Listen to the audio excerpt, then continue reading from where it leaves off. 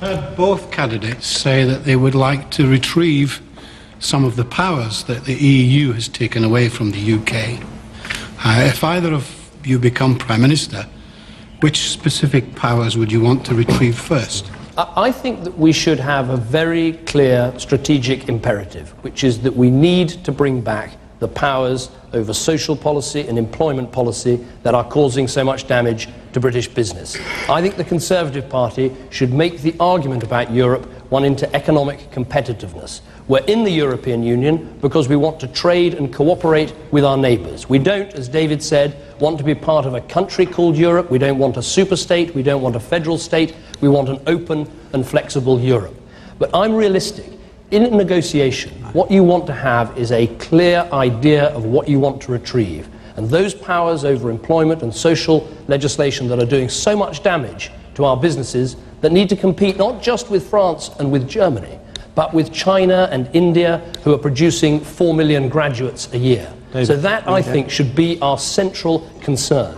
And then, with single-minded power, we can actually get those powers back. Where I think David wants to go further is this idea he announced this week of some double referendum. I think this party has got to spend some time thinking through its policies. I don't want to see us announcing policies day after day to meet a newspaper headline, to meet a deadline. I want us to think things through. One of the problems Are you saying David Davis has not thought through his one of the problems... I'm just making the European Union hasn't exactly played by fair game. It has, nullified referendums it doesn't agree the result with. So surely, if you want to take powers back, you have to say, we want these powers back, or we will pull out. There has to be, you have to draw the line in the sand and say, we will take these powers back, or we will leave. Okay. Also, where I agree with David about that is if actually we say to the other countries of Europe, if you want to go ahead and do things together that we want to do, fine, go ahead and do them, but there are some things we'd like to do ourselves. That is a negotiation, and that's a negotiation I believe that we can win. Okay. David Cameron, you said that you talked about business and Europe being overloaded with business problems from laws from Brussels.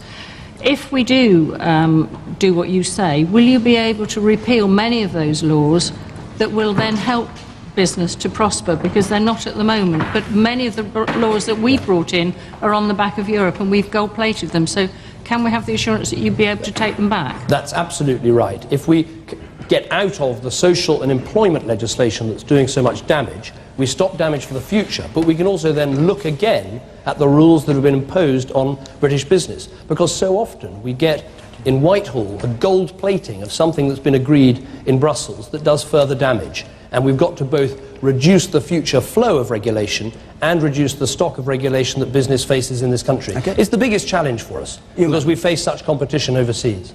Would you give a referendum? My concern about the referendum plan is I want to fight an election really clearly on taking back those key powers to make sure this country is competitive. Having done that, I don't want then to spend a lot of time on a referendum asking for permission to do that, because we would have just had a mandate from the British people to do precisely that. What makes you think you can be effective with the Europeans? I travel in Europe, and all the people I work with in Europe say that the politicians are sterile over there, ineffective, and can make no impact on their own world. So what makes you think you can do it? I don't believe you can. You're single-minded. Margaret Thatcher got back the British money, the British rebate, because she focused relentlessly on that one issue. I think it's in our national interest to focus relentlessly on the costs of business regulation, because if we don't have a competitive and dynamic economy, we won't create the well-paid jobs, the investment that we need. So let's make that our aim and follow it through with the sort of tenacity that Margaret Thatcher did.